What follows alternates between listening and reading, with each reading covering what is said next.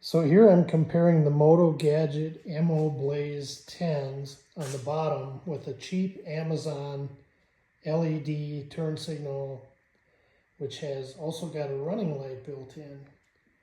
And the Amazon lights were only like 25 bucks for the pair, much cheaper than the Motogadget. I think the Motogadget's brighter, but the Amazon one has a broader beam. So it's more focused in the center on the Motogadget.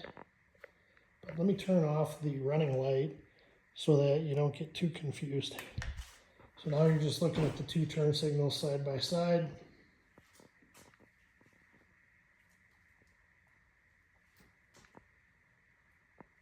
So you can see the one on top is the Amazon one.